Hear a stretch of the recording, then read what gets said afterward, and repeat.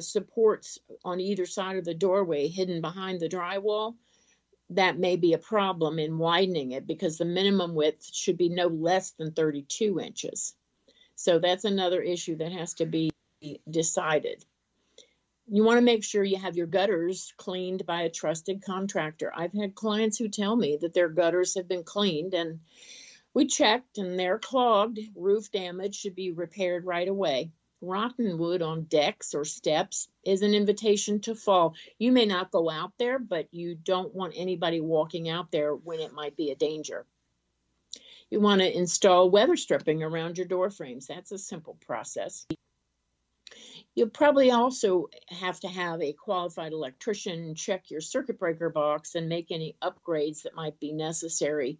Old wiring should be replaced and worn outlets should be upgraded as well. Look into the cost of installing a backup generator. You may need to have it if the power goes out and you have certain medical devices that need to run. And don't forget, if you do convert the main level of living to your space, upper level bedrooms can be used to accommodate care providers who can come in and care for you and have their own privacy as well. Another area to consider is the lighting, inside and outside. As you get older, your eyesight diminishes, and it's better to have bright lighting so you can see well on the hallways and that sort of thing. And outside, you want to make sure your house number is well lit so an ambulance can easily see it from the street. I mean, even with GPS, it really helps firefighters and paramedics find your home faster in case you have an emergency. And upgrading the walkway lighting is a good idea too.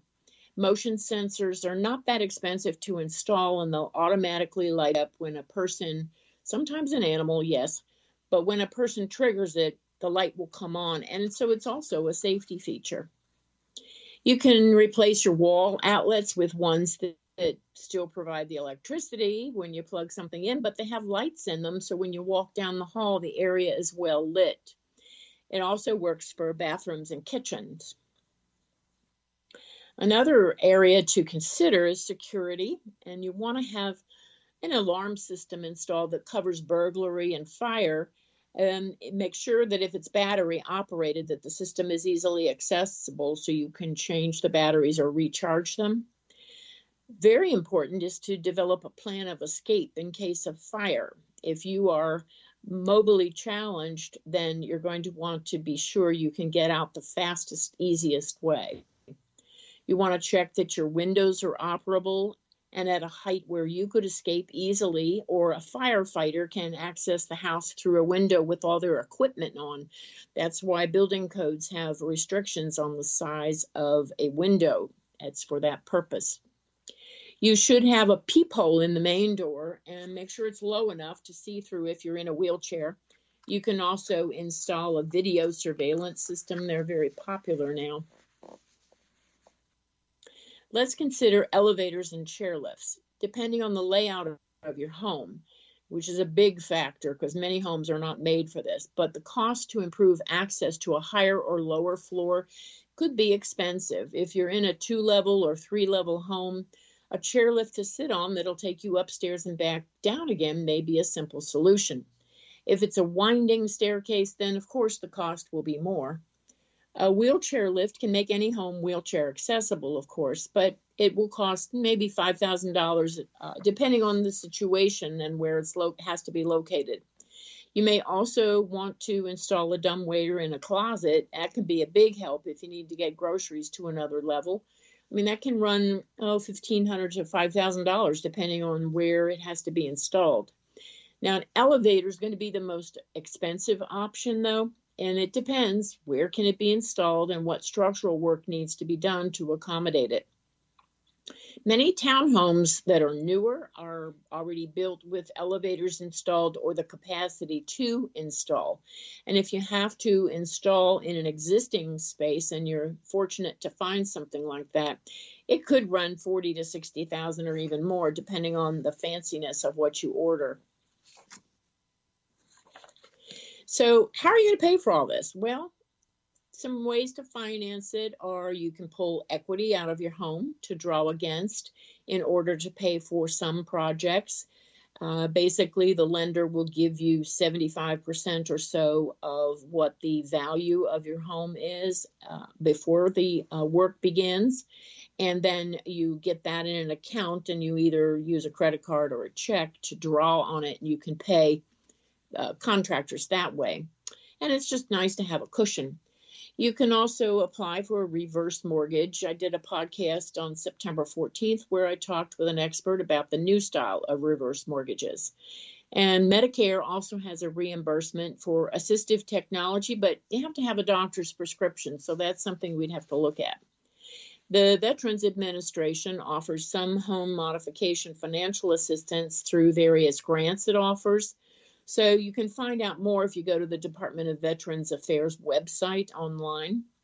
And the U.S. Department of Housing and Urban Development and the Department of Agriculture both have programs to help you with remodeling. You'll need to see if your state offers that assistance, though, so you can just Google the HUD website online and check it out yourself, depending on where you live.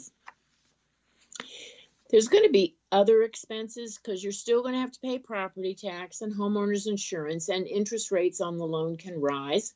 If your adult children are able, you might want to ask them to front the money, and then they can get it back when you die and they sell the house.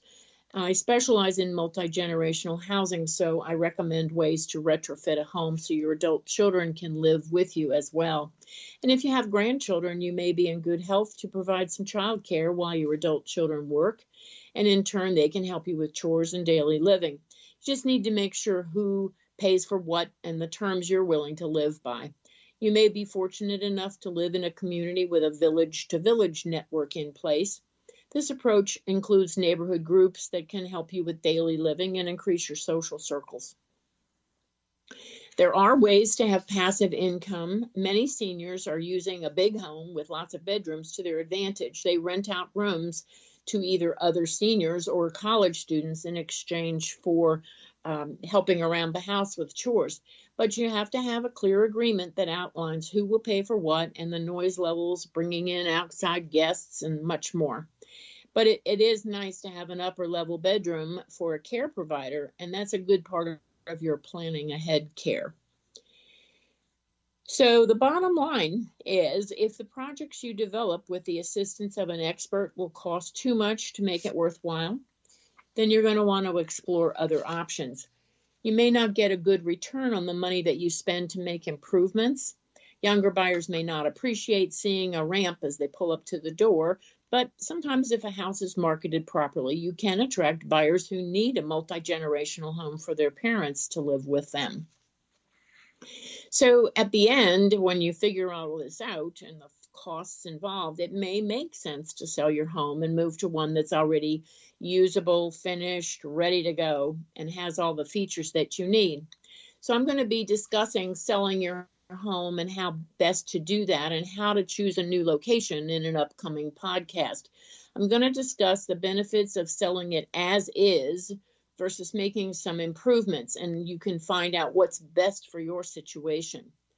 I'll have that topic very shortly on my podcast, so be sure to stay tuned in. Now, if you have questions or concerns about aging in place, feel free to connect with me at boomerhousingoptions.com or email me at moveorimprovewithdebbie@gmail.com and take the first step in planning the next phase of your life.